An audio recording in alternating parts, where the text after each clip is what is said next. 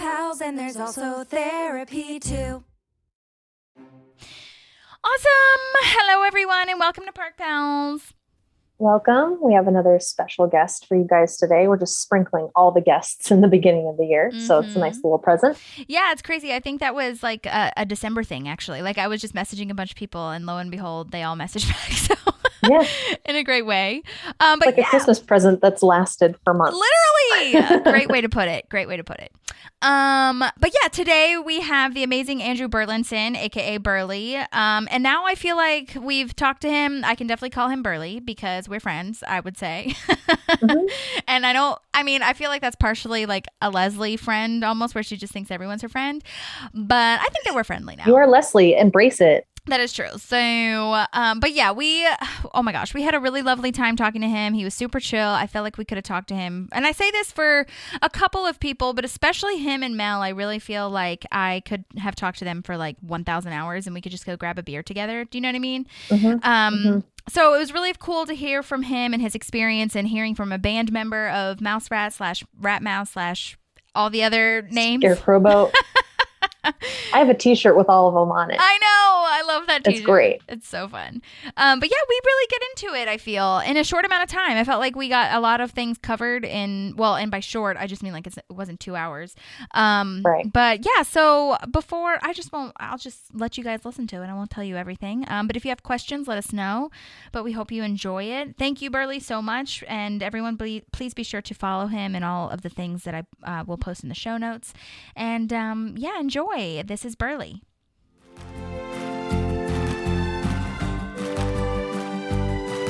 There's a park and some pals, and there's also therapy too. Hi, how's it going? Good, how are you? Oh my gosh, thank you so much for being here. We appreciate it so much. My pleasure, absolutely. Thanks for reaching out. Oh my God, so exciting. Okay, wait, also, do you go by Burly or Andrew, or what should we call you? You're going deep with the very, very pointed questions right off the bat. We like to get into therapy here. Yeah, awesome. No, my nickname is Burly, and that was from college. But you can call me Andrew, or you call me Burly, whatever you want. Okay. Do your friends, like, and everybody that knows you, call you Andrew or Burly or both? They do. My friends from college call me Burly, and so you can tell how I know someone by what they call me. Oh, That person knew me in college, and so I'm Burly. Yeah. Gotcha. Very specific group of people. Yeah. Totally. Well, I'm Holly, by the way, and this is my co-host, Maddie.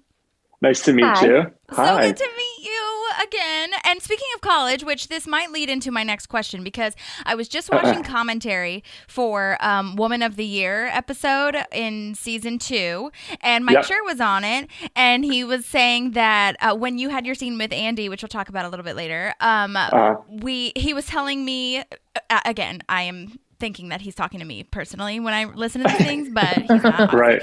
He was telling the audience that you guys went to college together. We did. That is so crazy. Which college was it? And explain. Mike and I went to this little place called Harvard University. Oh my God, in Boston. I didn't know that. Wow, I should have known that. I'm so sorry. It's such a strange question. I mean, people ask you where you went to school, and you're like, well, I went to school in Boston, and you try to be humble. Anyway, so we went to Harvard. We met our freshman year doing theater together. So we've known each other forever. Okay. And actually, Rashida was also a good buddy of ours. And so was Dan Gore, who's one of the key writers on Parks and Rec, who went on to co-create Brooklyn 99. Totally. So we were all in the theater scene together at Harvard. And then Mike and I were actually roommates in New York after college for a few years too, which was super fun. So we were good buddies. We go way back. That's crazy. Oh my gosh. Okay. So then what we always ask our guests, like one of our first questions is how you got to be with Parks and Rec, and like if you auditioned and all that good stuff. And I know some people knew like some improv people from like their auditioning before they auditioned, but like how was your audition experience, or how did you get to be on the show? Well, half the story is sort of what we just talked about. Okay. Mike and I went way back. And so I knew, we were always aware of what you're doing with your career. How's it going? I had just moved to LA. I'd been in LA a few years. and I've been doing Blue Man Group in Chicago. No for way! Awesome. I did that show for about 6 years. And so I finally moved on from that, and I decided to head out west. All my friends had moved from New York to LA. Mhm. So I was in LA doing acting, and I was booking a lot of commercials. And also for a while, I was a singer-songwriter. So I was pursuing music as well. Nice. And Mike was coming up on shooting episode 6 of season 1, and it was his first time directing. Rock And show. so, yeah, rock show, exactly. So they were introducing Scarecrow Boat, soon to be known as Mouse Rat. So Mike basically called me up and said, "Hey, I'm directing my first episode. Would you like to come hang out with me on the set? There's this band. If you'd like, you can be the drummer in the band. We'll just stick you in the background of a couple of scenes." I'm like, "Yeah, sure." So I thought I was going to be basically an extra. But Mike knows I'm a serious actor and a musician. So he's like, "Great, you can come hang out." And, Mhm. he also knows I'm not weird around famous people. So, I met Amy way back in New York for a second. And, I actually met Nick Offerman at a wedding Oh, wow. before Parks and Rec. So it's kind of a small town. So, Yeah. but anyway, so I was we had to rehearse before going to shoot. We actually had to get together as a band and learn, I think, a couple of songs. I don't remember which song we played. You probably know. I We know. I'm played trying The to Pit. think off There we the go. We top played- of my head. I think there was we a Dave played- Matthews Band song, I feel. We And played then- you know what it is? We played The Pit. Oh, Mhm. yeah. Yeah. And, So we had to learn. And Chris Pratt played his song Anne, which I don't think Anne. anyone was in. Yeah. So La-da-da-da, we had to, Anne. yeah. So we had to rehearse together, and at the rehearsal, to backtrack, I didn't have to audition. That Okay. it wasn't really a character that was going to carry on. I thought it was just going to be like a one-off thing. Yeah. So we get to rehearsal for Scarecrow Boat, and Mark Rivers, who wrote the songs, he plays guitar and drums. I also play drums, guitar, and bass. And so I was going to be the drummer, and he said, I'm not really that excited to be playing guitar in front of a camera. Do you mind if we swap? So we swapped instruments. So I went from being the drummer to being the guitarist at the first rehearsal. So I became And the then guitarist. on to be co-lead singer. yeah. Eventually, little did I know. But yeah, So wild. so that was that. And we went and shot this thing, and it was a really fun day on the set. It was very much like gig. We played live, and Mike wanted to shoot it like a music video, and we were just having fun. And I think, I didn't know, they never knew if they were getting picked up or not for another season. And so they had that sense of like, let's just leave it all on the field, so to speak. Like just have fun and see what happens. And then they just kept bringing me back, which was super funny. And then they called me Burly, which was also very funny. Totally. My character. And so, yeah, it was like a who do you know kind of situation. But like I said, it's kind of a small town. And so everybody was in that scene of, like you said, improv, but also just sort of comedy. Mhm. And then for me, it was also music. And so, so we kept coming back. Yeah. Yeah. How did you find out that you were going to be coming back? Because I think not Woman of the Year, but there's another one, Galentine's Day, when you come back and Yeah. you guys are playing at the Senior Center. Did you kind of know that you were going to have some lines / be doing more stuff there? No, I had no idea. It's such an interesting gig for me because it didn't go through my agent. And so the casting people would actually call me directly, which is Wow. very weird for an actor. You never have that. So Yeah. they would call me and tell me, and here's what's going on, and you're coming back, and I don't know what they're doing. And then they'd send me the scenes or whatever. And then there'd always be a new song too, which was so fun. So every time I went back, we had to go to rehearsal first at this music studio in the Valley and rehearse the songs, actually learn the songs to play live. And so, yeah, I had no idea that they were going to add me to the story. And it was so much fun because I'd get to show up, once or twice a season for every really fun event, Totally. Yeah. That's so refreshing to hear, because that was going to be one of my questions. Like, if you guys learned the actual songs, were you actually playing? Because I knew that you were a musician kind of before, but I didn't know if you were actually playing on camera. So that's so cool that you guys got to actually be a real band. Yeah. We did. And actually we got to play at the first few rap parties at the end of the season for, I think, the first 3 seasons at least we played live at the wrap party, which was super fun. I think there's one of them is on it's one of the bonus features on one of the DVDs way back in the day is us playing live.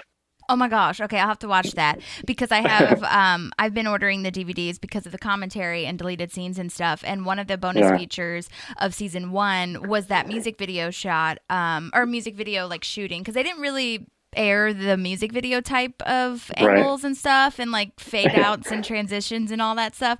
But they put it in the bonus features and I think you could find it on YouTube. So if anyone is interested in looking at that, or if you yourself want to go take a trip down memory lane, it's definitely online somewhere.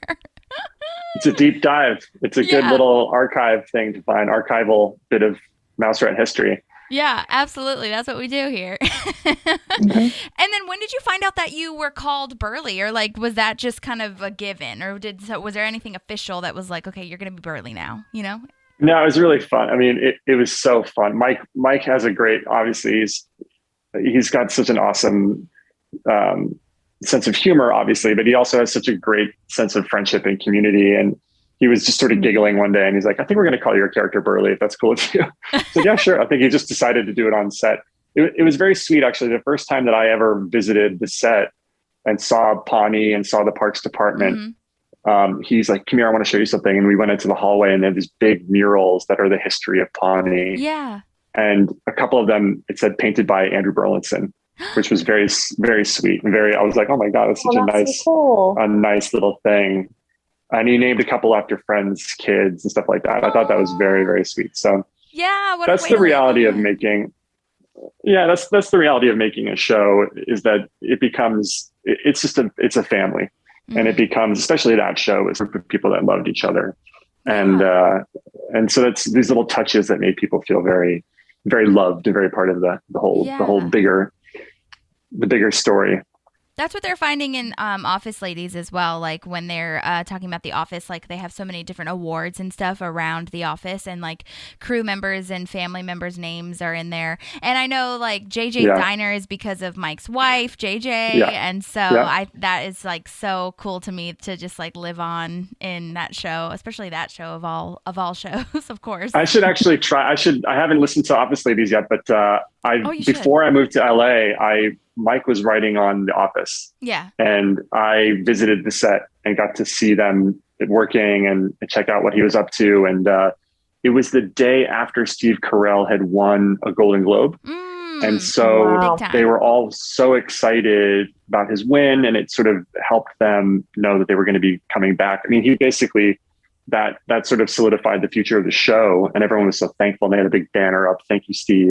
Oh. Yeah. It was a very similar vibe from what I understand. Like the person who's number 1 on the call sheet is such a great person. And for them, it was Steve. And for us, it was Amy. And they set that tone on the set. Yeah. Someone who's super, super hardworking, but also like very, very generous and loving with the crew. And this, no one else has an excuse to be a jerk if number 1 on the call sheet is like the best person. Yeah, we've heard that from so many people, from both crew and cast. Like the number 1 person on the call sheet was such a leader and such a binder of people. So that's awesome. And then so speaking of not Galentine's Day, Woman of the Year which will be our next kind of a review show. That was the first time that you had like a straight up interaction with Chris Pratt, like not singing, because this is when you're like, bro, you gotta like be a good roommate and clean up after yourself and all these things. And, you're right. The bag of smells. Yeah. It was a fun experiment, but it's not great anymore. And so I was wondering if you could talk a little bit about your interaction / memory of working with Chris Pratt and how that kind of all gelled together for you. Chris has such a great energy. You're talking about somebody that everybody on set loves being around. He's not the kind of guy that has a bad day on set or is any kind of diva whatsoever. He's very grateful and so playful. And he goes into it with a sense of like childlike play. I mean, let's just go in and have fun with the scene. And so I believe that day we were kind of first up. So it was early in the morning. Chris had the vibe that he had kind of just rolled out of bed, which may have been the truth. I don't know if he did or not. but that kind of, for me, established this interaction where I think Burly became, it's weird to talk about myself in the third person, but Yeah, I know. I became this foil for him in terms of just having to be the straight man while Chris Pratt was playing around. And so, it gives me a sense of like, just don't laugh. And it makes Burly seem a little bit kind of stern, but he was just so naturally funny. And I had a really hard time not breaking up while we were doing the scenes because he really commits to it. So that kind of kept going. And then I think from that kernel of that scene, they kind of developed the thing that Andy's always asking Burly to tune his guitar. Andy's always yelling at Burly to get things right, even though Burly has it right and Andy doesn't have it right. But Mike gave me a note early on, like, make sure that you always love Andy, that Burly always loves Andy, no matter what ludicrous thing Andy is doing.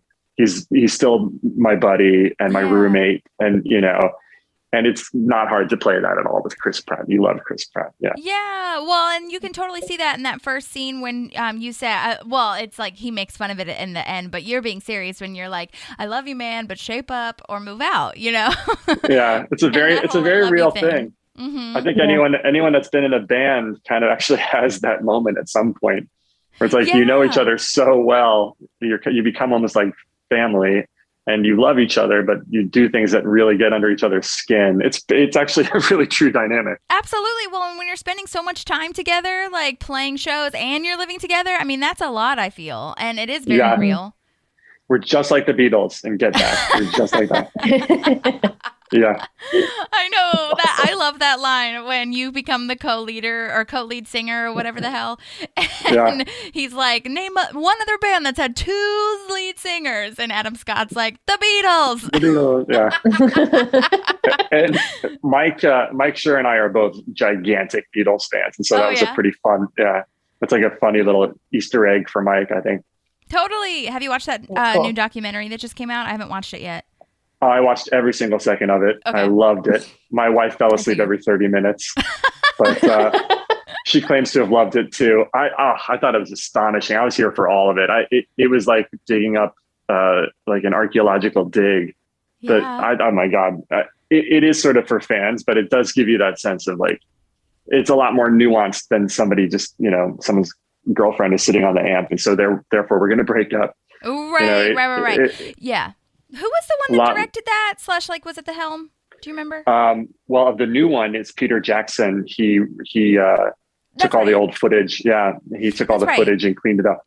Yeah, Mark Maron interviewed him when it came out, and that's like how I kind of found out about the whole thing. And one of the things that Mark said and that Peter Jackson was talking about was that he really wanted to make it seem like you were kind of like in the back of the room hanging out with them kind of thing. You know what I mean? Sure. And like you're not more like Above Us Only Sky, that one is like, I think that one's a little bit more like, I'm the audience, you're the Beatles. You know what I mean? Yeah. But Peter Jackson wanted this one to be like, I'm just hanging out with the Beatles kind of.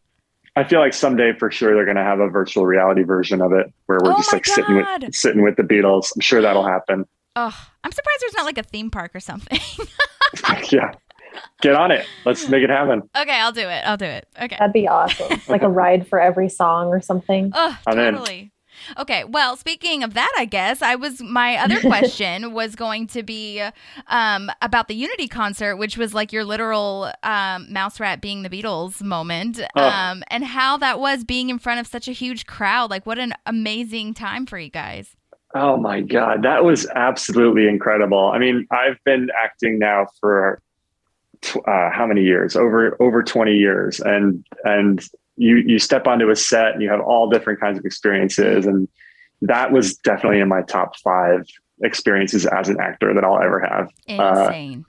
It was absolutely incredible, and we all had such a blast. And there was 300 extras or something like that were really there. I know they were paid to be there, but they seemed to like it a lot. Of course. We actually we played for real. I mean, we actually played with all those people. And I think that's what added a level of surreality to it, which is like, I shared a microphone with Jeff Tweedy, which was one of the craziest things. I mean, I never expected to do that. And at that point in my life, I had actually kind of stepped away from music, thinking that my time as a singer-songwriter was pretty much not going to happen, or I was just sort of, I was making a career happen as an actor. So I just don't, my energy's going that way instead. Mm-hmm. And of course, that's the moment where I share a microphone with Jeff Tweedy. You're like, wow, you never know what's going to happen, So we had such a good time. It was so much fun. And it was such a huge undertaking. They had a drone shot, which at the time was pretty, I think that was that episode, but that was a novelty at the time, and now it's everywhere. But yeah, and we knew that there was going to be. It was huge, and having all those people on stage at the same time, actually playing the song, was like just such a dream come true. I feel like every actor always dreams about being a rock star, and every rock star kind of dreams about being an actor. The funny thing about Jeff Tweedy's a lovely guy, and we were on stage, and I was sort of showing him about marks as an actor, they put down pieces of tape for you to, and he was sort of helping me out with the knobs on my guitar. So we were like, trading craft a little bit. It was pretty fun. So exciting. Oh my God. Yeah. That is insane. Well, and so did you know / were a fan of the other people at all? Like Letters to Cleo or? I mean, a Genuine. I mean, that was incredible. Genuine was up there. I was like, oh my God, are you kidding me? Holy shit. Like this is big time. And I just thought, yeah, absolutely was in awe of the fact that we were up there. I love that they gave everybody lines too. Like they all had their own little story, not just in Unity concert, but just like within the show, as far as like being Donna's cousin, and then I feel like that could have had a whole spin-off show. I mean, oh my God. But that's the genius of the show, and the genius of Mike is that the details of world building are important. And if you're going to have people there, they should have some kind of backstory, and you should try to weave them in as much as possible to the story that we already know and love, just to make it all part of this fabric that brings out more of the weirdness. I mean, all the details are what makes things important or makes things interesting. And so the more weird little details, the more people, I think it also lends itself to a great, like you're doing right now, like the rewatching factors. You rewatch and you find more details and more things that sort of tie weird stories together over time, or motifs that keep carrying through. Mm-hmm. So much fun.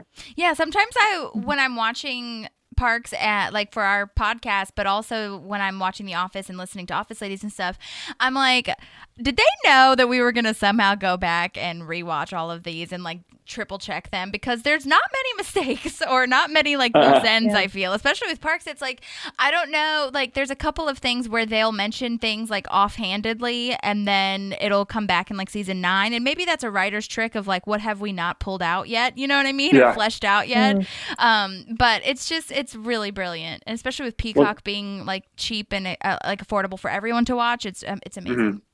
It was wild, because when Parks left Netflix, it was like, but then you realize that it was part of the backbone of the new Peacock platform. And I think it's growing again in terms of people getting back to the show. But to get back to your point about all the details and loose ends that they don't let drop, is that, there were a number of incredibly talented writers in that room that have since gone on to do unbelievable things. It was like an incubator of Hollywood comedy. Insane. And so you have a lot of people there that are really firing on all their thrusters are firing, and they're just like doing their best stuff, and clearly having a really good time with each other. And I went into the writer's room a couple of times just to say hello, and you see like this wall full of Post-it notes of story ideas that may or may not happen. Yeah. And I mean, that show, I feel like it could have gone on forever. I mean, you could live a million hours in that world, but obviously, it would get diluted. But those people were always just like never at a loss for brilliant ideas. That's amazing. Oh my gosh. Well, I'm so glad that they brought you back as well, and that Mike was a part of that too, because that's something that we talk about very frequently, that's one of the things that I think Parks does a little bit more, because it is so centered around the town that so many people come back that we've seen before, like townspeople and counselors and band members and all that stuff. But for band, like as far as the band goes, do you feel like you and the other band members were kind of like building that camaraderie that you would in a band, like normally, since you had to practice together and be there when no one else was there and stuff? Like, do you feel like that was kind of a bond that can't be broken now? Yeah, I mean, I think to some degree, yes. I wish that we had actually gotten to play out in the real world at some point. There were, I think, some offers on the table for us to play on a couple of late night shows that never happened. Which I would have died. That would have been great. I know that would have been so much fun. I'm pretty sure that was on the table, and I think there was also an idea at one point to do like a web series with Mouse Rat or something like that. But we did. I mean, those little rehearsals were unique. You don't usually have to do that as an actor. Go in, Right. you know, off the clock or whatever, and go do your own separate thing. Mm-hmm. But it's, and also, you know, they reissued, or they issued for the first time the album of Mouse Rat Music this year. So that kind of got us all back in contact with each other, which was pretty funny. Mm-hmm. None of us knew about it, which was really funny. It's like, what is this guy? What's going on? It's like NBC's little thing now. I had people texting like, congratulations. I'm like, I don't make a dime off of this, but thank you very much. Thanks, but no thanks. I actually signed a couple of them for like friends' kids or whatever, but it was again, like you said, it's a fun revisiting of memory lane, going back and remembering, learning all those songs, and they're all like sort of in the key of G, so you forget which one you're playing, and you don't know what exactly we're doing. Do you have a favorite song? Or a top three? My favorite tune was Sex Hair. I thought that always gets caught in my head. I love that song. It's a catchy MFer. It's so good. It is. It's just so It's not fun. a good one to sing in public, though, I know. when it gets stuck in your head. You can't sing it to your kids. Sex Bears is what you can say. Yeah. Sex Bears. Yeah. Sex Bears or Hex Squares. The one I was Catch Your or is it Catch Your Dream or Catch Your Dream? Oh yeah, Catch Your Dream. Your dreams. Because that episode was so fun. That was also that's good. a close second in terms of, that's a close runner up to my most favorite episode to shoot, because everybody was in the studio together. Yes. The whole cast. It was so much fun actually singing. It was hilarious. It was a really Burly, funny don't couple of play days. it perfect every time. I mean, play it perfectly. That episode I actually. have to say that. Go ahead. Sorry, I was just going to say that had to be so great trying to listen to Rob Lowe sing so out of key to take me out to the ball game and also mess up all the words. Like, that's a part I can never get through without cracking up. I think that, I mean, the sheer number of bloopers was pretty epic in those 2 days. It was pretty great. Oh my God. And I think and Chris asked me for like, what's the best, worst karaoke song that you could sing? But there was a lot of like idle chat about like music and things like this. And I came up with Highway to the Danger Zone. I think that would be the worst. Like, just really aggressively sing it with like a big empty beer in your hand. Right. Yeah. Oh my God. I can't even really imagine. good time. Where was that studio? Do you remember? Or was that a set? It was a studio. It was a real recording studio, which also was really fun. Exactly like the Beatles in a real recording studio. And we were there for a couple of days, and it had that vibe of like just people hanging out and making music and then laughing a lot. And it felt very much like, I know you had Ted Shauna on, and it felt very much like a documentary film crew was there. Mm-hmm. You know, that was very fun. So you basically already had your Beatles documentary. It's not even a big deal. Yeah, for sure. We fought, we broke up, we sued each other. Yes. And we got back together. Rivers went back to rabbinical school. Yeah. Which, by the way, Mark Rivers is like, I am so obsessed with him just because of, well, maybe obsessed is the wrong word. I'm just so like inspired by him because I love comedy songs, and I'm sure that, I don't know if that was like his goal for life or whatever, but like, I mean, Mouse Rat just would not be the same without him. Not at all. He's super, super talented. He has a mastery of music. And so pop music catalog, he's like, oh, you want it to sound like this? Okay, let's do that. Let's go with the Dave Matthews thing, the Hootie and the Blowfish mixed with Dave Matthews sound. Yeah. Were you so a it's Dave like, oh, I Matthews know all fan this. before at all? Kind of. I had a girlfriend whose favorite guy was Dave Matthews, and he wasn't my favorite, but I grew to understand that he's like a super, super talented musician. And so that's a huge moment in life when you grow up and instead of saying that band sucks, instead you say, well, I don't prefer that band, even though they're great. They're clearly very talented. They're very talented musicians, but it's not my cup of tea. No, I actually have a real respect for Dave Matthews. I mean, he's an incredible musician, and everyone who plays with him is amazing. Yeah. And he seems like a nice guy. Yeah. Well, and Andy's like impersonation of him is always entertaining, I feel. Oh my God. Yeah. Yeah. Oh, that's so funny. But so have you are you still doing like songwriting? I know that you said that during the filming and everything it wasn't really a thing, but I mean, are you I took a huge break. I took a huge break. I'm kind of noodling with it again lately. Yeah.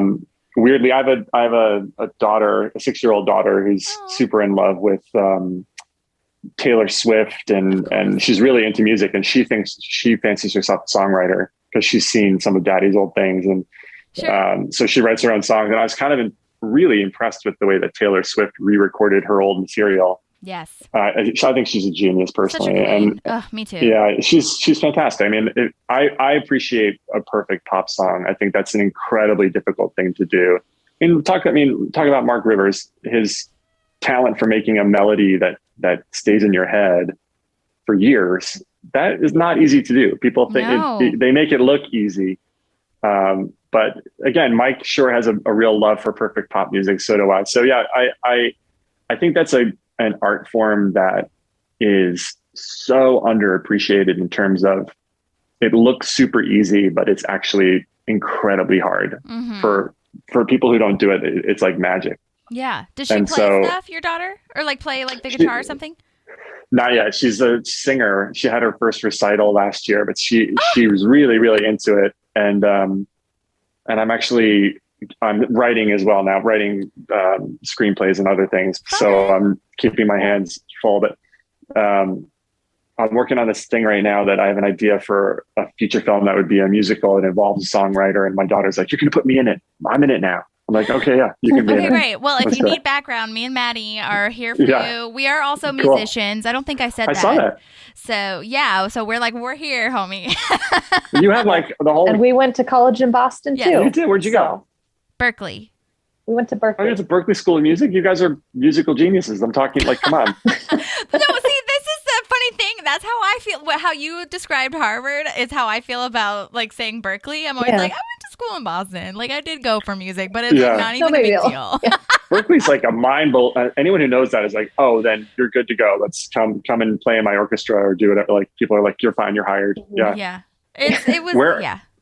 Where are you? What's you're a vocalist, right, Holly? Yeah, I do vocals and I do songwriting as well. And I'm in Nashville right now, and that's the primary reason why I moved from LA to here to do music, but also to, I can't afford LA at this point in time. Sure. I hear you. But yeah, I also there's plenty of acting and stuff here as well as Atlanta, so I still have a Southeast agent that is booking me for things, which is really nice. But that's great. Yeah, and then Maddie's in Prescott, which is like north of Phoenix, Arizona. Oh, okay, great. And you know each other from school. And violinist. I see that. What's the poster in the back? I'm on my phone here, so I can't see the poster in the background. Oh yeah, it's a guitar poster. My brother got it for me when I moved to Boston. Awesome. So I still have it, but it's a guitar with many musical things written on it. Wonderful. I'm glad, by the way, that I'm not in Boston right now. Looking at their weather. Oh my God, I saw that. Yeah. The snowstorm. Yeah. Oh my God. Yeah, this is the truth. We went to a Bruins game on Friday night. The Boston Bruins came here to play the Coyotes. And they were like, does anybody want to guess how cold it is in Boston tonight? And they were like, it's 10 degrees. It's supposed to be 10 degrees tomorrow. So you better be lucky you're here and not there. So God, in LA, it's like 50 degrees. I'm freezing. Are you kidding? I know. Everybody's like bundled up in sweaters. I actually did Blue Man in Boston for a few months when I first got hired, which was really fun. Blue Man Group. Were you a Blue Man? I was a Blue Man. Yeah. What? I was hired as a Blue Man. Yeah. Oh my God, that is so cool to me. Thank you. I was, it was cool to me too. I thought it was really fun. It was my first professional acting gig. I was a drummer primarily, but I also, like I said, I played guitar and bass, but drumming was my first instrument. And I'm an actor, as a trained actor, especially in improv and clown and commedia dell'arte. So I did like an open call. I mean, I went through Backstage magazine. I got cast to Blue Man Group. Nice. I sat in my apartment, the one that I share with Mike and some other roommates, and I would send out 10 to 15 headshots every week through Backstage magazine, Crazy. through the actual newspaper version of Backstage magazine in 1999. And in 2000, I got hired. I auditioned and got hired. What is the audition like for that? It's pretty great. I actually helped to run auditions once I sort of retired from Blue Man. I moved to LA, and they had me doing some gigs and some auditions, and it's really fun. You start off, first of all, they have to see your drumming chops to see if you're. And honestly, I think the drumming kept getting more and more phenomenal as we watched the company grow.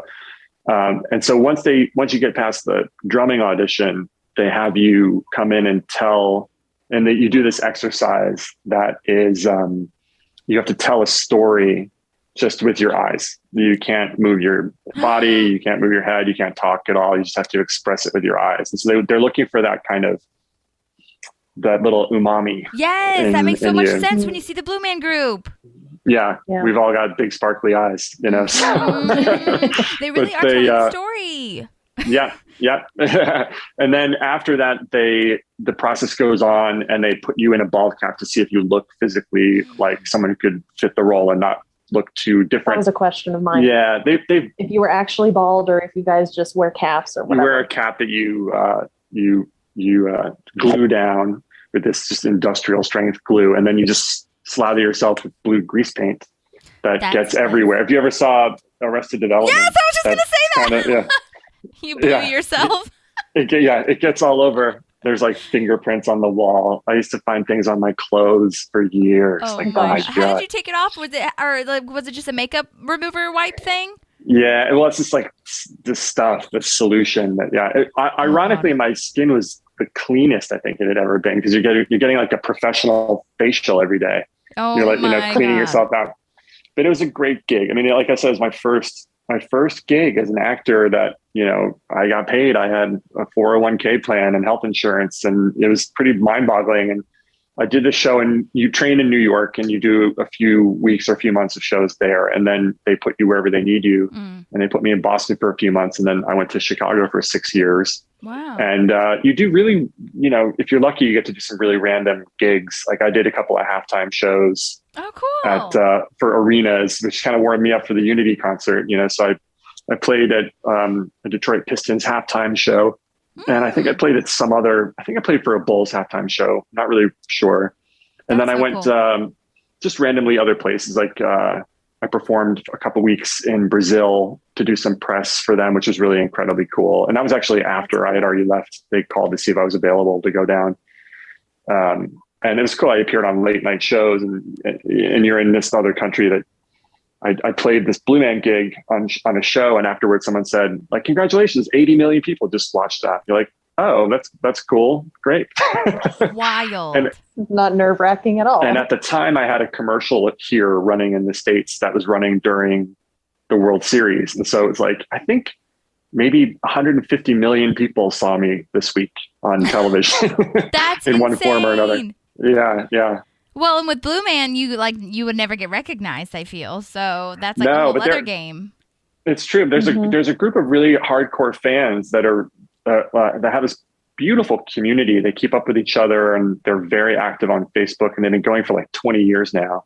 Wow. And they actually do come to so many shows that they start to recognize you out of the makeup, and they know your name. And that's crazy. It's very weird. Yeah, it's very flattering, and it's lovely. But that was my first experience of understanding that, when you're a professional actor, you're performing a service for people. They've paid good money to come and check you out, and they've sacrificed a lot potentially to get there. And we would meet and greet the audience after every show, and you understand that exchange and that responsibility, So when you do a lot of TV or film, you can lose touch with that aspect of it. You can become like, oh yeah, we're doing this for fans. And you have to remember that. And that actually to me is the most important thing. Yeah.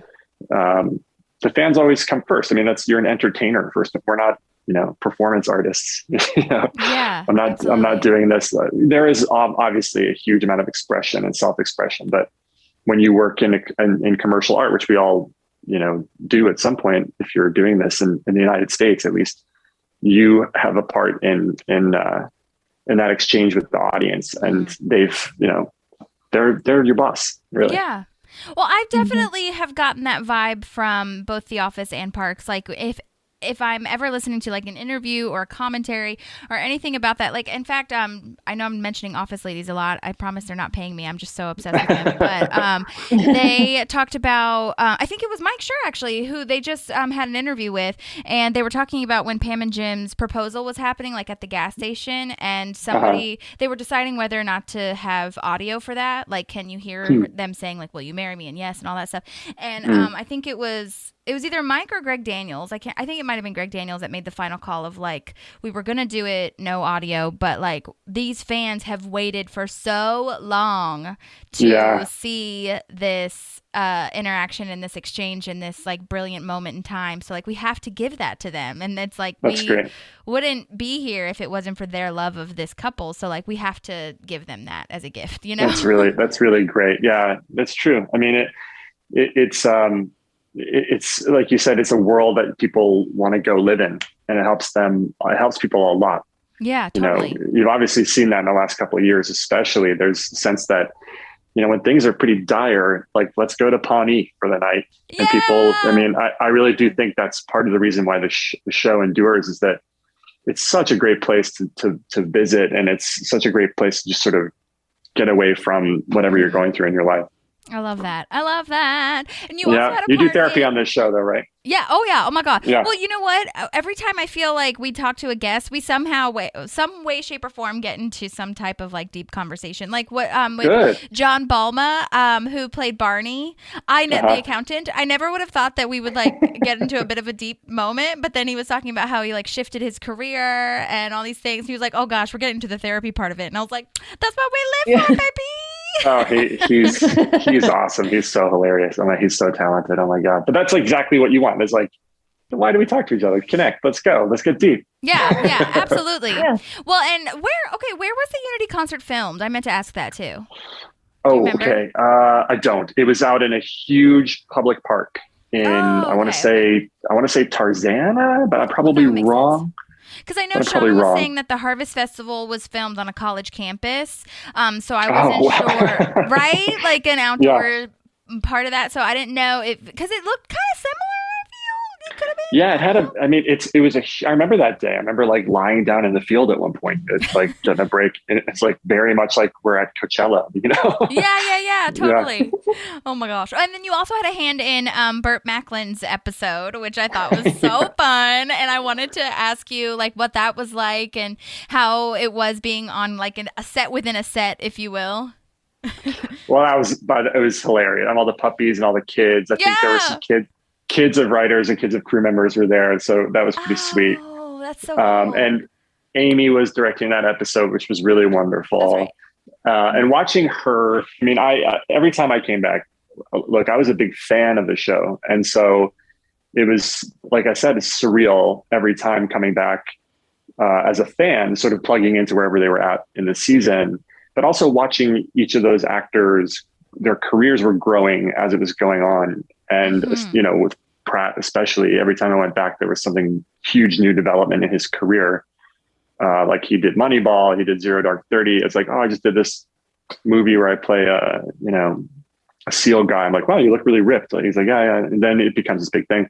And with Amy, it was watching her become, she was always number one on the cast sheet, of course, but, she became the boss of this show and took on more of a producer role with other projects as well. So watching Amy I think she was undergoing this transformation of like, she's now this mentor to all these young writers and all these young actors. And I can't speak for her, obviously, but watching that is incredible. And so she's such an amazing, hilarious person and a good person. So it was like a very natural next step for her. And I was very much like, hey boss, what do you need me to do? And she's super, super cool. So that was a very fun day on set. I think I was just there for 1 or 2 days. And another kind of cool and interesting thing was that I think Pratt was in the middle of doing reshoots for Guardians of the Galaxy. Maybe I don't know which one, but so he had a fake beard on. It was like a glued on beard for Andy. I had no idea. Oh, wow. Yeah, pretty sure that was fake at that point. So I could that not was tell. kind of a new. So he couldn't like smile too much in between takes, or else it was gonna like crack and come off. Oh my God. But yeah, so that was a pretty funny thing. So yeah, Did you get to see John Cena? I did not. But yeah, no, I loved playing puppy hating Dan. I think I tried to steal my T-shirt and they caught me. Oh man! Oh, no. Because they had given me every other T-shirt. They'd given me the one for Leslie Knope's campaign, and Yeah. I'm like, but I always get the swag. Why? Oh well, here's the. Oops, I accidentally put it in my bag. Sorry. I'm not sure. Maybe I did keep it. I'm not really sure. Well, I hope that you did. Yeah, I and the know. puppies were super cute. Did But you it was have to good do a to bunch actually. of runs with that? Yeah, I mean, Like a bunch of takes? I was like, how serious do you want me to go? And Amy's like, be really like, just go for it. I'm like, oh, okay, cool. Let's just be a super mean dickhead villain on a kid's show. Yeah. That is Yeah. hilarious. Big energy. Don't hold back. Do that clown thing that you've been waiting to do for so long. Yeah.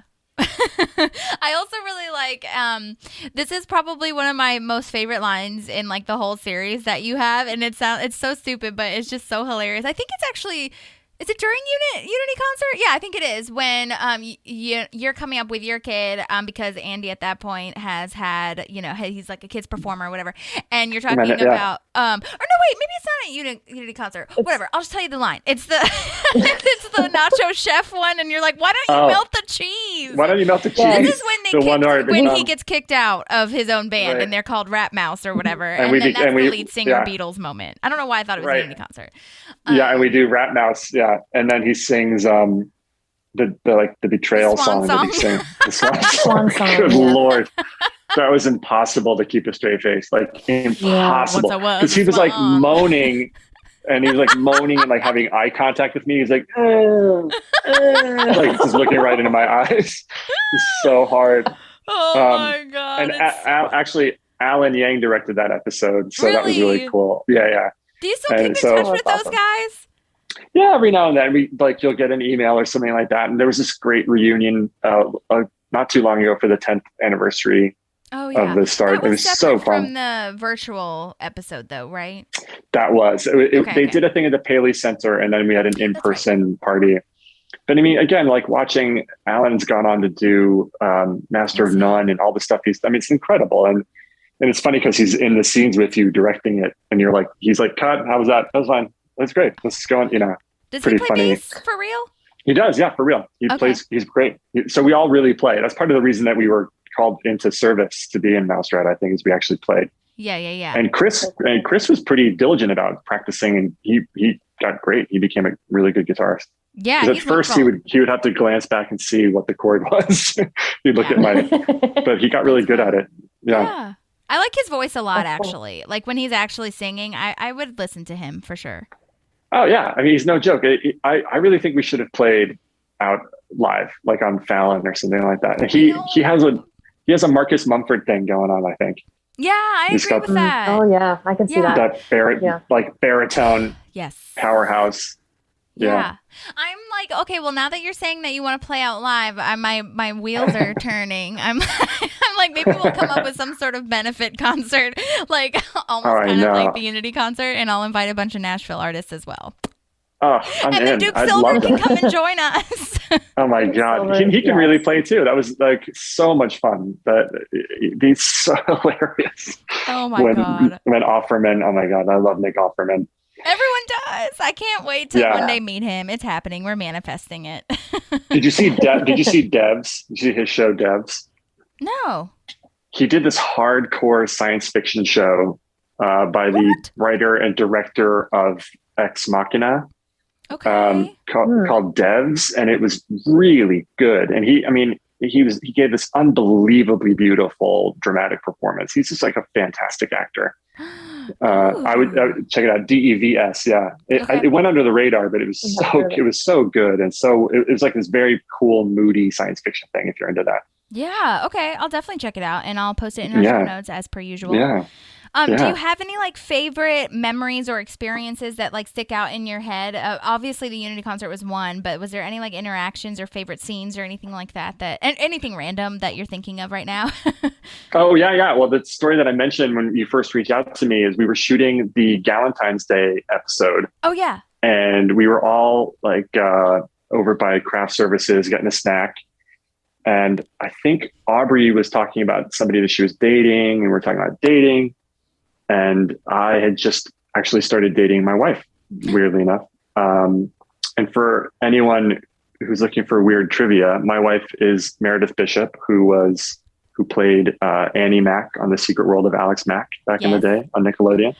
When you told me that, oh my God, Andrew / Burly, I told my sister and like two other of my friends, especially my sister, I was all caps. Oh my God.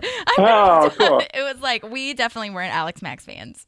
It's so funny. The funny thing is being out with Meredith at dinner. I mean, we've been together now for like over a decade, but every now and then someone in their 30s, a young lady will come up and be like, I'm sorry to bother you, but were you, Yeah, and it's totally. really, really sweet. But anyway, so during the shooting of Galentine's Day, Aubrey, Chris, and I were just talking about dating and sort of the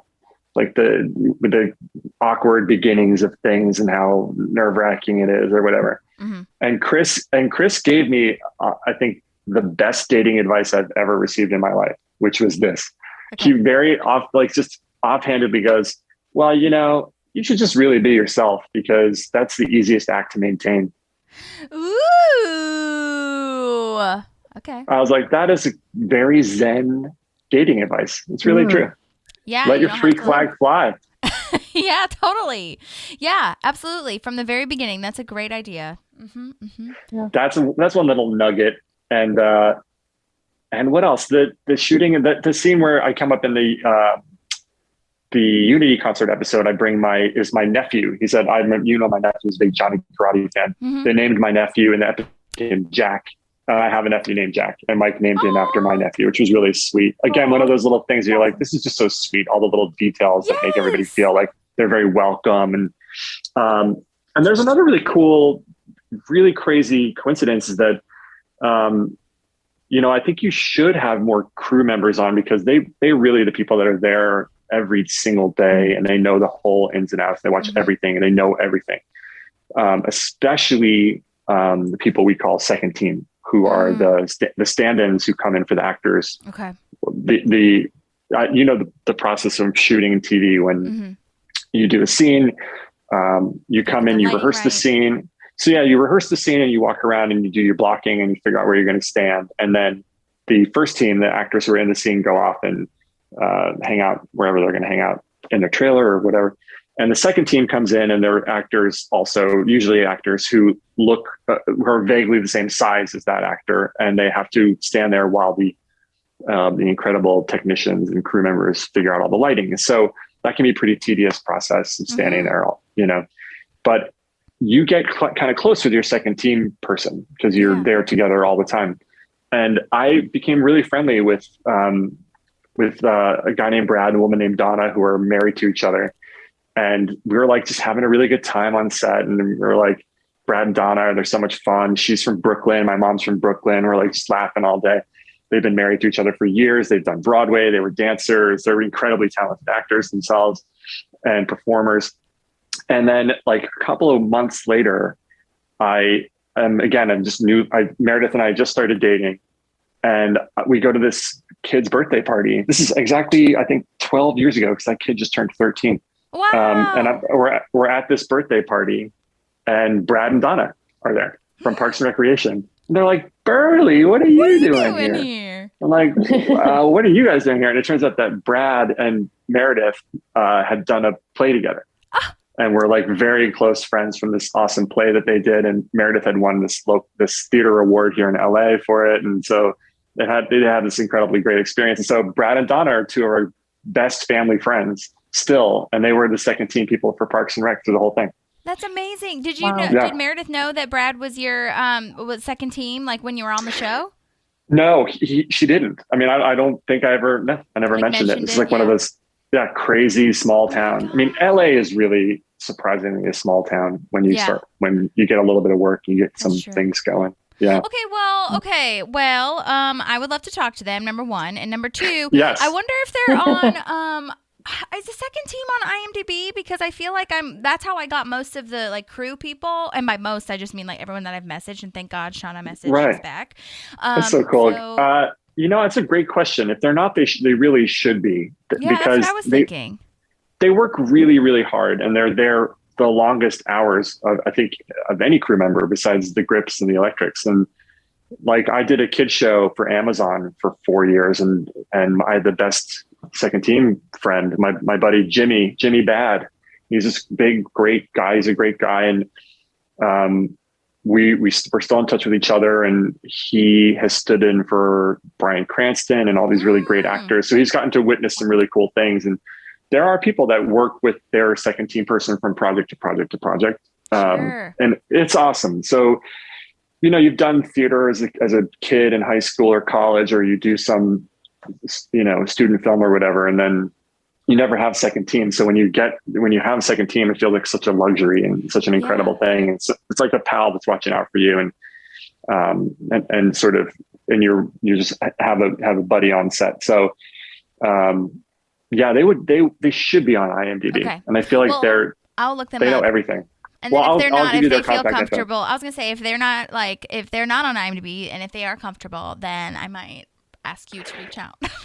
For sure. I think that they're so much more entertaining than I am, first of all. And secondly, no, I'm very boring compared to them. This is perfect. Oh, we good. love it. They and Brad, I don't think they're not doing second team work anymore. Brad has had this great new renaissance as a on-camera actor. He's getting some work now doing different projects, and so he's had some really cool stuff happen for him. Yeah, but it is such a journeyman. Oh, go ahead. Sorry. No, it's just such a journeyman job. I mean, the things that they've gone on to other great shows after Parks too. So pretty cool. Oh, that's so cool. Yeah, I would love to know how that all kind of works. I had a friend that was a stand-in, but I didn't really, I don't think I knew enough or knew like to ask kind of what the story was or like what their days are like and everything. So I love that. I mean, I said to Shauna when we were interviewing her, I mean, as much as I love all the actors and it like makes my heart flutter every time I meet like anyone, but it's just like insane to me to meet a crew member, especially a camera operator of all people, of all crew, because we literally would not be watching on our TVs or our laptops or whatever the hell we're watching it on without them. And I was just like, that's true. God, I'm so intimidated, but I'm like, obviously everyone on Parks has been so lovely and wonderful and welcoming and genuine. So it's made it very easy. Cool. Well, when you get things going, and are you aiming to work in television and film as an actor and do all that? That's the goal. I mean, right now it's kind of similar to you right now, where I was doing, like, for a couple years I was doing the music thing, and then acting kind of was like doing some cool stuff as well, like commercial work and things that are shooting here, and some really great, amazing auditions where I've been in front of like really amazing casting directors. So yeah, that's definitely the goal. And similar to you, where I would love to combine the music and the acting into one thing. Be great. But also I love podcasting. It's one of my most favorite things ever. It's great. You're great at it. I mean, like, this is such an instantaneous thing. That's so much fun, because a lot of the process in television and film can feel like pretty slow compared to this. But when you get on set and you get some momentum going and some days in a row on a thing, you start to see the rhythm of the way that people work, and you start to see that you have your role, and you feel more like a crew member at times, and you understand that everything is so essential. Everybody is so part of the deal of making this happen. Like you said, we wouldn't see anything without a camera op, obviously. The actor is sort of like the field goal kicker, where it's like, you've got to do this high pressure thing and get it done relatively quickly so that we can all go home and everybody, and we can all be on, and under budget and whatever and what have you. Yeah. And so you start to do it for the crew. Like, you start to perform for the crew. You start to understand where you fit in and how you can help this thing move along. Yeah. And so, second team can actually see actors at their worst as well, because you see the actors that don't get that, and that some of the actors that are more like all about themselves, or all about, they don't give a shit about what's going on, and those are the people no one wants to really work with. Yeah. And so, Yeah. We always say that, crew and cast are kind of similar to like everybody should be a waiter or a server or something, so that like you as the customer can understand what everyone's going through, and like it's not just your food that we're serving. You know what I mean? Yeah. So I totally feel that. Well, were there any like? I mean, I always stray away from saying the word favorite because I don't want anyone to feel like left out or whatever. But do you have any like top thoughts about any of the cast that you worked with or directors? Because I know that you worked with a bunch of different directors because they switched on and off with TV. But just curious as to like, well, I know Mike gave you some direction as well, but I was just curious if any of the other directors like just let you go, or did you get to improv? Did any directors tell you like what to do? No, honestly, on Parks, there was surprisingly little improv. You'd think, I think Mike's talked a bit about this at some events where the writing staff was so strong and pretty brilliant that they had things ready to go and they had alternate lines ready to go. And at the end of every scene, the director would allow for a fun run. Yeah. So it's like, let's just do the scene as written, and then the actors can kind of go for it. But they hardly ever used any of that stuff. I mean, I think they only ever used maybe 2 improvised lines in the entire show. And one of them was Chris Pratt's very famous. Oh my gosh. Yes. My internet connectivity. Yeah, exactly. That's so famous. Yeah, and I think it's also, I will say the fun runs are typically more the, like the council members. We were talking about that in our last one. Because a couple, or not council members, sorry, council people, like townspeople. Because a lot of times they would have fun runs when they're at the mic and they'd be like, just like do some shit. Some of that would be left in every now and again, which was nice. Yeah, like, what's his name? The very famous nerdy one about all the Star Wars stuff. Patton Oswalt. Patton Oswalt. Oh my God. That was a whole other level. Yeah. But the directors were great. I got to work. Adam Scott directed an episode that I was in, which was really great. He was very cool. I mean, directing for TV is very much about herding people along, and you have to be really quick. It has to be really efficient. You have to make your day, as they say. Mm-hmm. And so it's not a place where there's a ton of exploration of like the rhythm of a scene or something. You just don't have time for that. Yeah. And so it has to be pretty efficient. And so it's a more encouraging sort of like, and more, there's like no fat on it. Like we got to get right to it. If we rehearse for too long, and then we're going to fall behind in the schedule and we don't really have time for that. And so they kept bringing back mostly by the time I think all was said and done, they had fewer and fewer new directors come in because everybody knew the rhythm of the cast is in their rhythm. Everybody's in their rhythm. And so you just sort of let that go. But as for cast members, I mean, everyone was just so warm and welcoming every time I came back. And, Retta and Aubrey, and I don't even know if I ever got to do much with anybody like that. But I mean, the Nick Offerman too, just like talking and seeing each other and shooting the shit. It's just a very friendly, really, really warm group of people. That's awesome. And that reunion too is so, like I bumped into Aziz, I think out at coffee, getting a big hug. I bumped into Aubrey at a restaurant, get a big hug. Like it's just super sweet, and John Ralphio, he's such a lovely dude too. So, we're trying so hard to get him. It's insane. He's so up there now, man. I mean, I can't. Especially with Women of the Year. Oh my God. A little bit of a preview sneak peek moment because to the audience really, but I was looking at the deleted scenes, and there are so many deleted scenes and by deleted scenes I just mean like they let him improv the fuck out of that absolutely because he's such a brilliant person, and brilliant improviser. But like he did so many different ways of the flush with cash thing, the flush with cash. He did so many different variations of that, and I was like, oh my God, my mind is blown right now because I'm so glad they selected the one they did, but he tried so many different ways to do that. So I was like, oh my God, and he has a new show out. We're so obsessed with him. It's fine. He's the voice of Sonic the Hedgehog too, yeah, dude. No, he's great. I mean, that's the thing. Parks and The Office did the same thing where it's like, let's hire a bunch of people. We don't really know what the character even is yet. And then we're going to write it around that actor and let them go. I think that there was a lot of talk over the years about how insane the process of casting a comedy pilot really has been. It's like the writers are brilliant people, most of them, but then they have such a strict idea of what the character has to be. But the reality is when you get a funny person, then you probably should just tailor it to that person and make that happen. And it almost seems like Mike tailored the show to Amy and Rashida to some degree, and then let everybody else sort of grow around it. And we'll now we have the rest of the characters. I think they hired Jim O'Hare and Retta and in the first season without even knowing what the characters were going to be. And that, like, we'll figure this out now. And I think that's a more organic and ultimately way funnier. And you get like the best out of your performers by letting them really go, really go for it. I mean, a lot of the commercials I've done over the years, again, it's like a breakneck shooting pace, a very, very quick day. You've got to get it done very, very fast. And a lot of the time for me, when the director goes, okay, we've got time for one more, Andrew, just do whatever you want on this take. And then that's the one they use, like, because you feel like these chains are kind of popping off of you. You're like, oh, now I can do my thing. And that is a really, that's a moment where the actor feels like empowered to be more of a collaborator. Yeah. Did Mark Rivers ever give you any sort of like direction on how the song should sound, or were you guys just like playing and then he was like, do what you need to do? Like, were there charts? Like, how'd you learn the?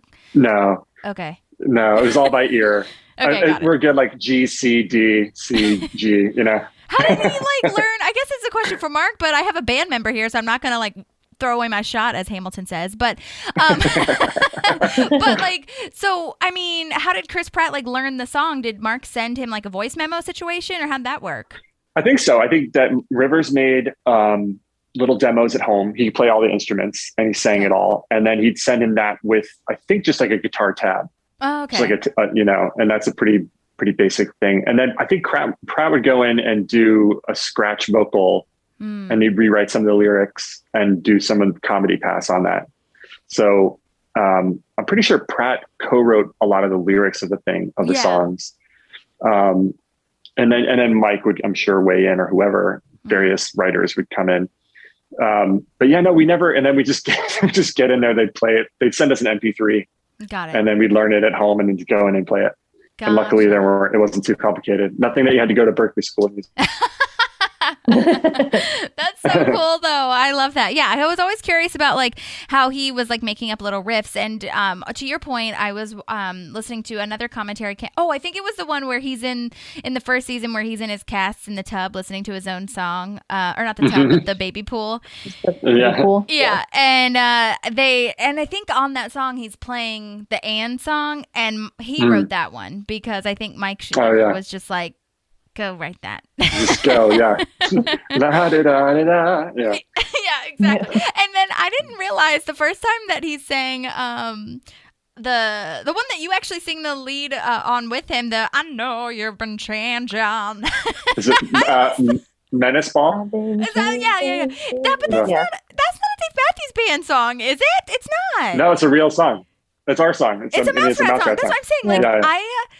It sounds like I totally thought I heard a comment, or I heard a commentary that was like, again, I get all my information from them, but the commentary was like, I love how he's singing his own song, and I was like, that's not a Dave Matthews Band song. We fooled you. You totally did, especially the way he's like Tran John. I think that was like my last line on Parks and Rec is they made a special 3-minute like Mouse Rat retrospective. Oh, really? Yeah, that's right. It's somewhere on YouTube, and there's like candles and like a crimson background, and we're standing there, reminiscing about Mouse Rat. And my line is like, well, nobody was doing what we were doing. Well, Dave Matthews was doing what we were doing. Yeah. And it's well, I know you've been very town. It's a very, yeah. Oh my God. That's right. I totally forgot about that. How could I forget? Oh my gosh. Yes. It's like your own little documentary. The thing about shooting those days is that the songs would just get stuck in your head, like ruthlessly stuck in your head for days afterward. You'd be singing Menace Ball, and you kind of had a sense like, I think people are going to love this if we're all singing it and we don't hate it. Like we love it. Right.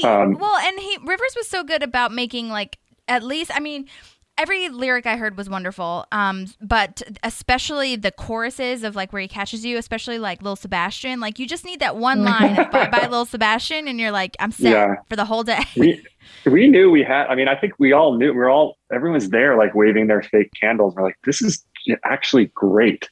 It's so It's like good. a really great song, and it really I think the fans, in terms of like the sentimentality of Parks and Rec, and that's the song that tugs at your heart the most. Yeah. And I'm really curious because another thing they mentioned was that, or that is said in the show, Andy says this, that two lines that he always puts is, one of them is "Spread your wings and fly." And now that I'm listening to it, he did. Yeah.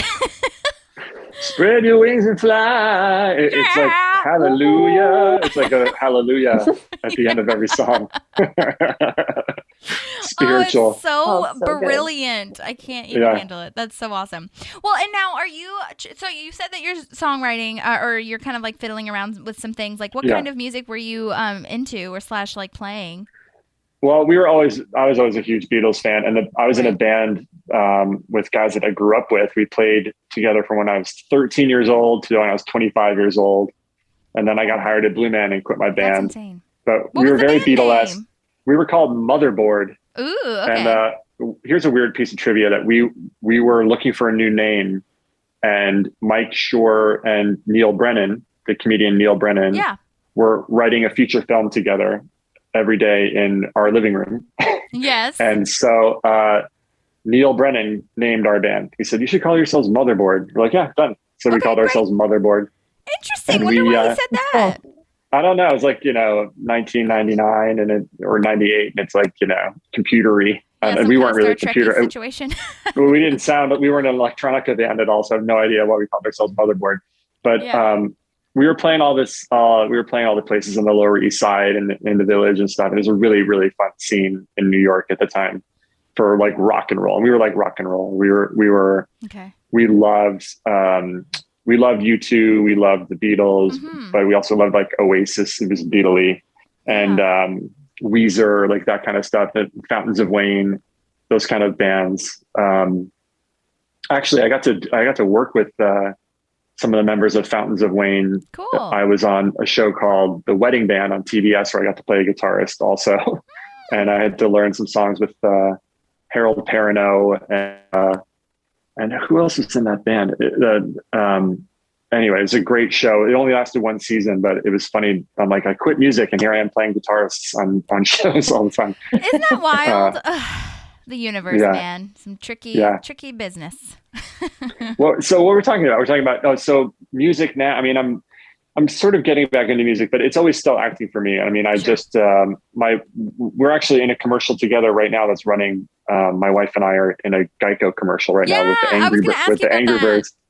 Yes, the Angry Birds commercial. You guys, you have to go Google it if you haven't seen it already. It's so wild because when you told me that, I was like, I've seen that commercial though. And then I didn't recognize you. I don't know what was wrong with me. I guess I just wasn't looking. My hair is really short. I'm clean shaven. Look different. Yeah. It's all, my character acting is all in the hair. It's so funny. How did you guys get to be in the same commercial together? Because you and your wife are in this one together.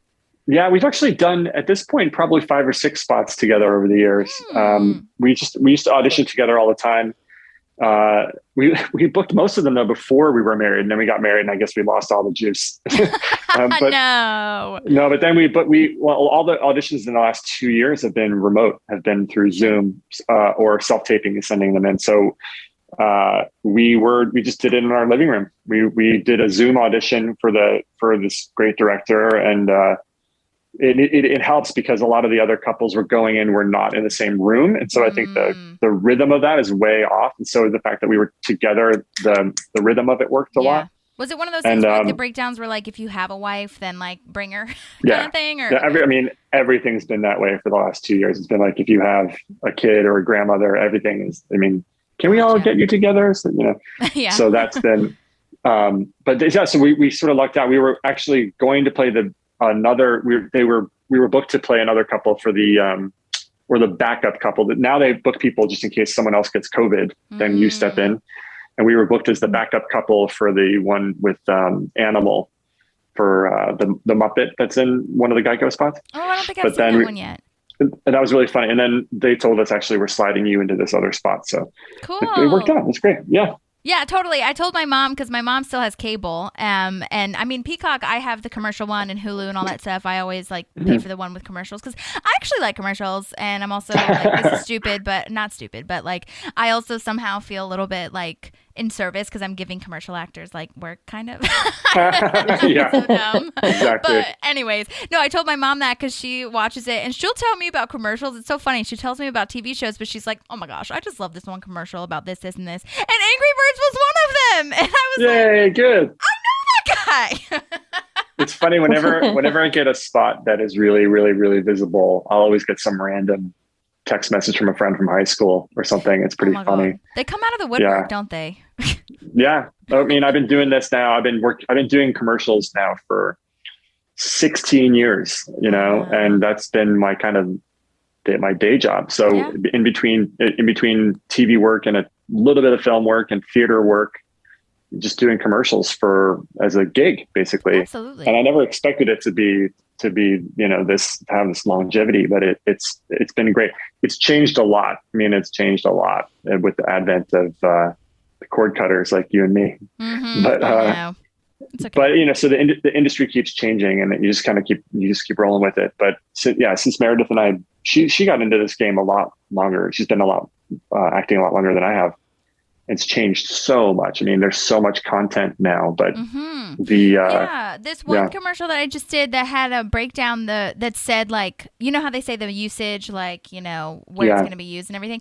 This one said just media, and I was like, so just everywhere. You think, Instagram, Facebook. What they mean by that, I think, is like social media. Like a lot of them are Instagram ads and shit like that. But I'm always like, media's local newspapers. Yeah. Media. It's so vague. So I know they're just trying to, it's a little tough. It's in terms of making a buck, it's getting harder. There are a lot of opportunities, but they're not opportunities that really can support a family. Right. But, right. Yeah. Is it fun to act? You just got to with string your it together. wife? Oh, it's a blast. We have a really great You really time. like it? I really love it. We've made some short films over the years together. We made a web series Cool. a while back.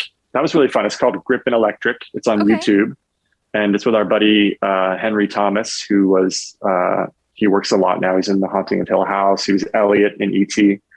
Of course. He and I actually put them together for a while. He's in it. It's the first comedy thing I think that he's done, which is great.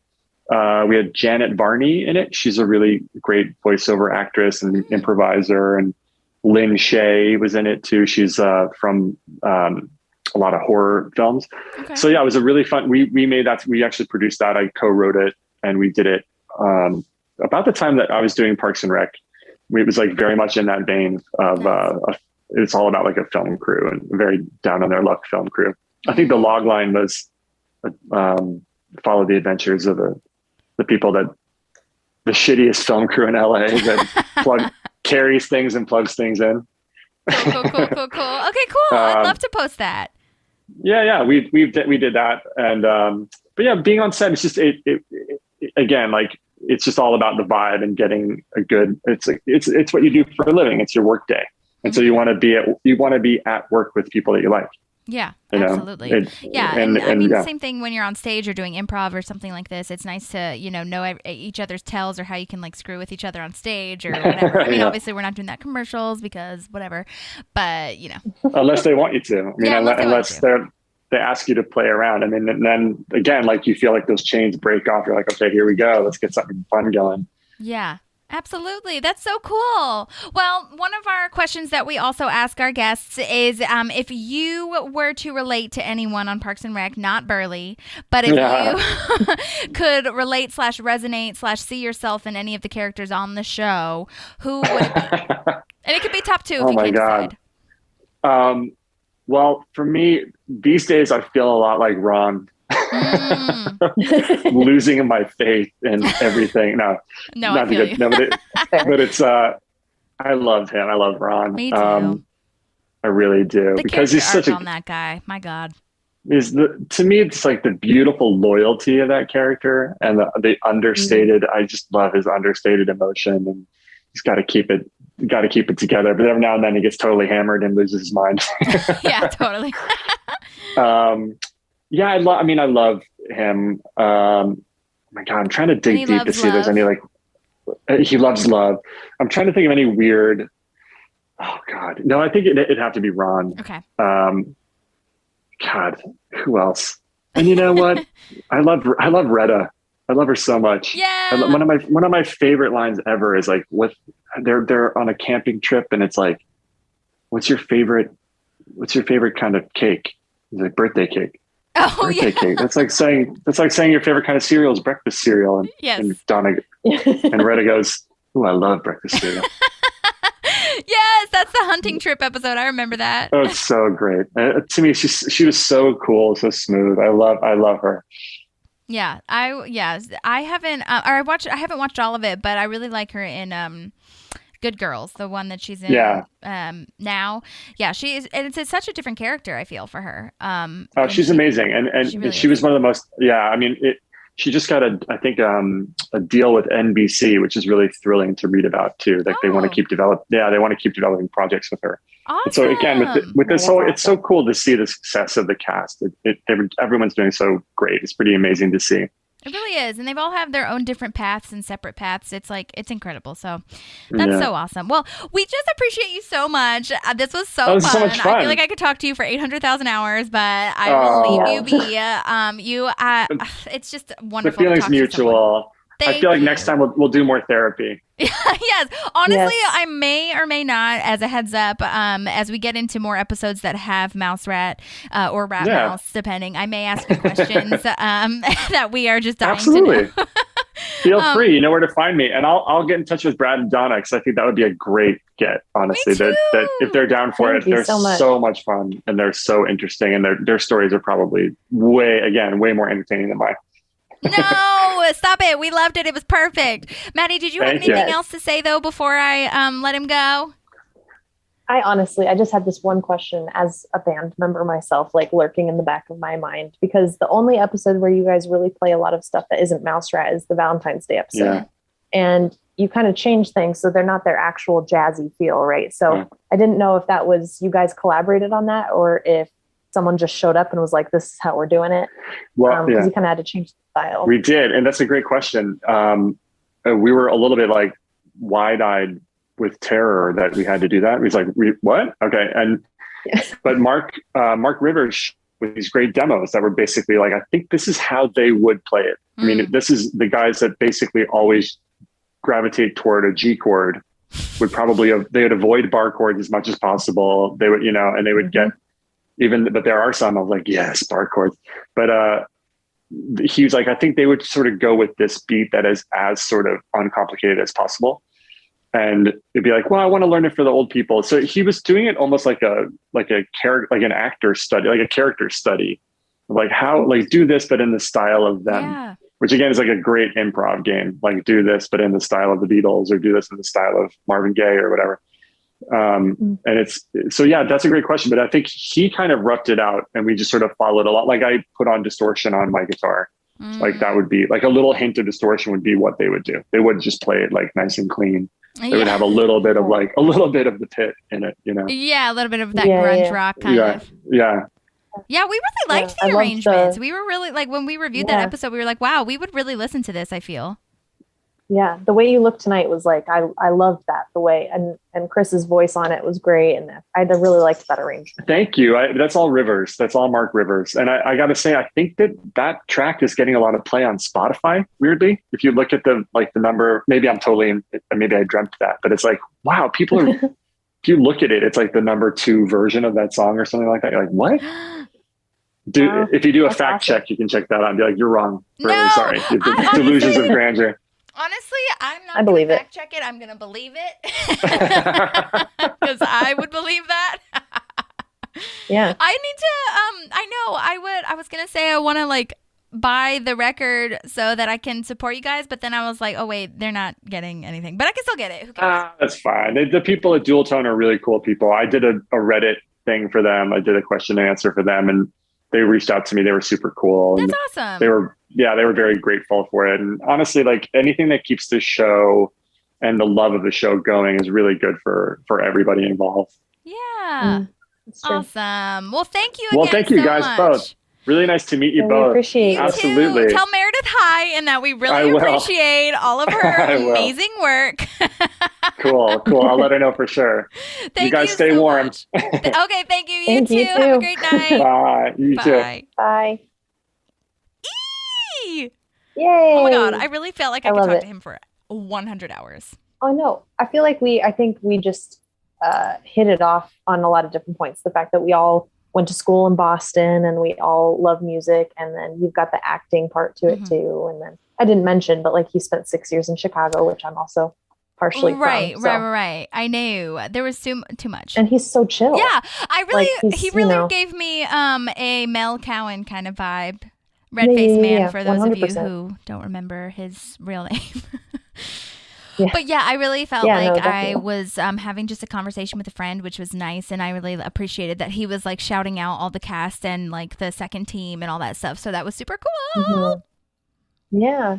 Well, and I think it's also cool for us because, I mean, we've talked to a lot. I feel like we've interviewed quite a few people now, but we haven't had an angle like that, Mhm. like someone who knew someone already through school, and also someone who's like kind of a background character, but like with the music, you know, because I don't think we've talked to anybody about like what it would be like to be playing music on a TV show. And he kind of had that, Yeah. that gist. Yeah. So it was cool. Yeah, I love that. And I love that they were all musicians. I love all the great nuggets that we got about them playing together and them being an actual band, which was like super cool. So, yeah, I'm just very grateful that we got to talk to him because I really felt like I was talking to like a rock star fan. No, yeah, 100%. Well, and I think he just solidified why, even more so, why Parks and Rec is so authentic and we can relate so hard with it is because you never feel like they're playing you, right? Like everybody was playing their instruments. Everyone put the effort in like a real band would to, you know, put these shows on. So it was like they were putting the effort in for us to feel connected and feel the authenticity of it. Yeah, So totally. it's cool. And yeah, I felt like there was probably 800,000 more questions that I totally could have asked. And I felt like I got as specific as I could with the episodes that he was in without like spending, 5 hours of his time. So if there are questions, he is super responsive. Obviously, let's not be like pestering him, but I think that if there were specific questions, he'd be happy to answer them. So, and yeah, so cool that we got to talk about his wife. I love that they're acting together and doing stuff together. Super fun. Yeah, But- no, it's super cool. Awesome. Yeah, so we'll have to keep up in mind any questions, especially if you guys are listening and you know you have a question that you're going to want answered. It sounded he was pretty cool about answering. Okay, so next we got to get if we Mark get into any Rivers more. and then maybe Alan Yep. Yang. Oh, that's another thing I didn't actually tell him. Well, he probably knows, but I was going to say like Alan and Rob Lowe have their own Parks podcast, so they need to come on ours or we can go on there. Yeah. I don't even care. But it was super nice. So we need to just chill together. Yeah, what a dream to talk to a band member, man. Like that was just Yeah. top tier. Love it.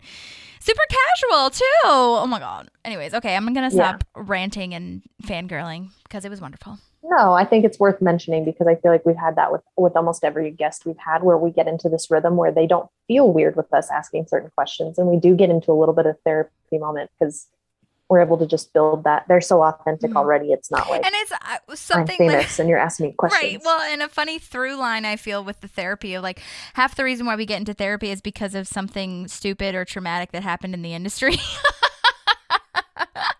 So it's only natural that we talk about it. So true.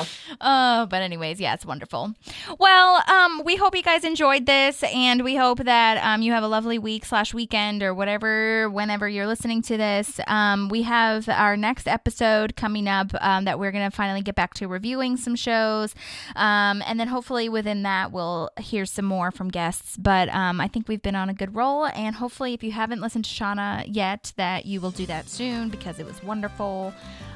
But yeah, that's kind of all the housekeeping notes I have. Was there anything that you have left to say, Maddie? Nope. Okay. That's Awesome. And you probably heard Phoebe, as you might be even hearing her now because she is crazy. But if you hear a cat, that's her. So thanks. so much. But anyways, okay, you guys. Well, thanks again. Thank you, Burly. We really appreciate it. Follow him on Instagram. I'll post everything that he talked about in the show notes. I'll even post that YouTube commercial for the Angry Birds because it's super funny from that Geico commercial. So anyways, yeah, we'll talk to you soon.